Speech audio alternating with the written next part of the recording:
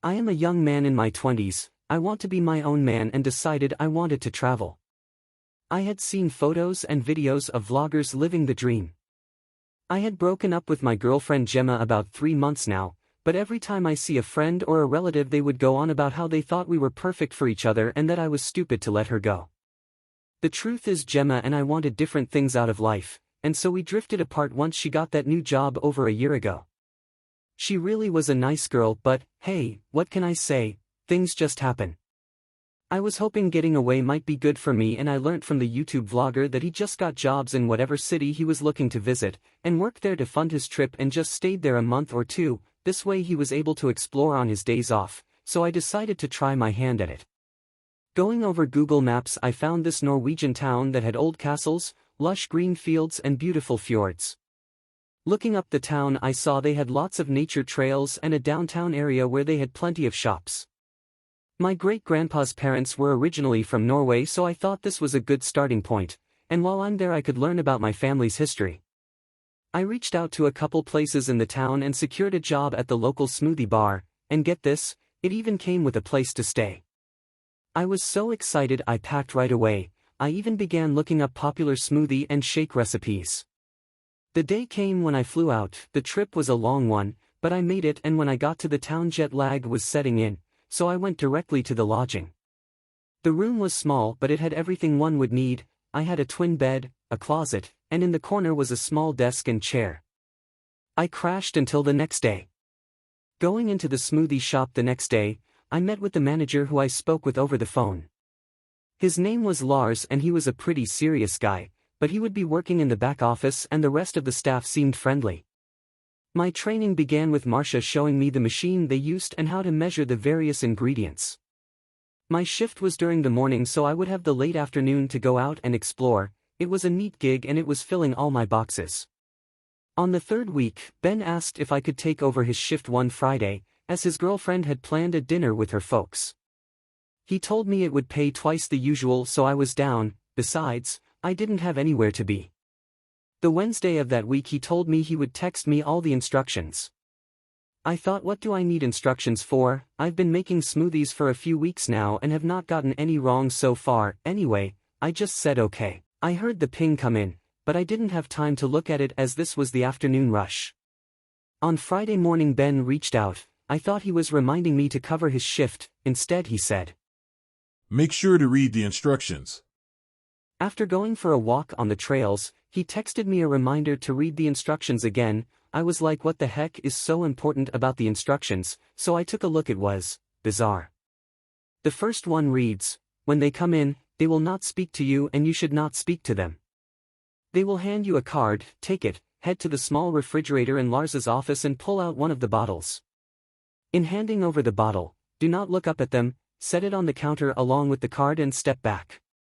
They should then leave. Once the fridge stock is empty, close the door and sit on the floor behind the counter for 10 minutes before leaving. If for any reason you run out while they are still in the shop, take the card like normal and head to Lars's office and lock yourself in and give him a call, but this doesn't normally happen. I must admit, the instructions had me wondering if Lars was some kind of drug dealer. Later, I went into the store as Amber was leaving. She was surprised to see me, adding, she hoped none of the late-night drunks doesn't vomit on the floor. I was there until 2 a.m. and no one had shown up. I was thinking, well, this will be the easiest money I'll make since I've been here. I started to doze off when I heard the doorbell. In walked in this man. He was over 6 feet tall and was wearing all black. This guy was dressed to the nines, like he was coming from some black tie event. He walked in and I didn't even hear his footsteps. It was like he was gliding above the floor with how smooth and effortless he moved. As he approached the counter I stood up. I was about to say, what can I get you, when the instructions came to mind. I stepped towards him and took the card. I turned and went into the office and got a bottle and placed it on the counter along with the card as the instructions directed. As he took the bottle and stepped aside, I realized there were 4 more in line. They all wore black. I raised my eyebrow, thinking this was weird, and repeated the steps per the instructions. I went in for the 4th time and saw that was the last bottle. It was now 3 a.m. so I was thinking, well, this is the end of my shift. When I got back out of the office, however, I saw another character coming in. He was a bit more stout than the others but his clothes weren't as neat. He looked disheveled, and after handing out the last bottle, that one basically grabbed it and ran out. The fridge was empty. I thought to myself, Ben said this never happened and here it's happening to me on my first time. I quickly stepped up the counter to take the card. This guy however didn't have a card, but just like the others he was dressed in all black. I wondered what to do. The instructions didn't say anything about them not having a card. I was thinking I'd just go into the office and lock myself in and call Lars. That's when he spoke. A wonderful night for a drink, isn't it? I was scared but not foolish, so I nodded as if I was a bobblehead doll.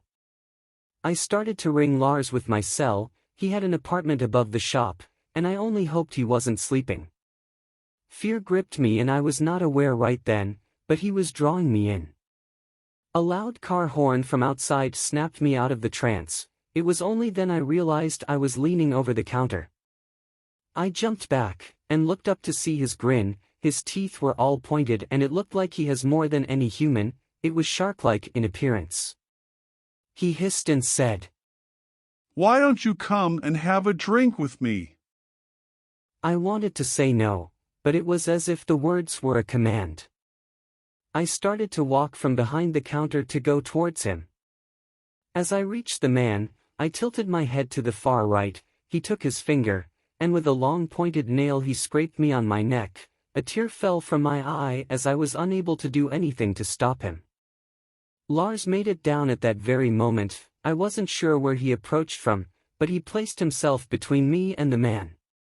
He grabbed him by the throat and tossed him to the floor with one swift move. He then turned to check on me. I don't know if he actually spoke, or if it were a mutual understanding, but I headed to his office in the back and locked the doors. I'm not sure what else happened, but after 20 minutes Lars came in and got me. He told me he was sorry about the incident, and he will ensure it never happens again. I was paid 3 times the amount instead of the 2 Ben mentioned. Lars told me not to speak of it, and to be honest, I was too scared to try to recall the details until now.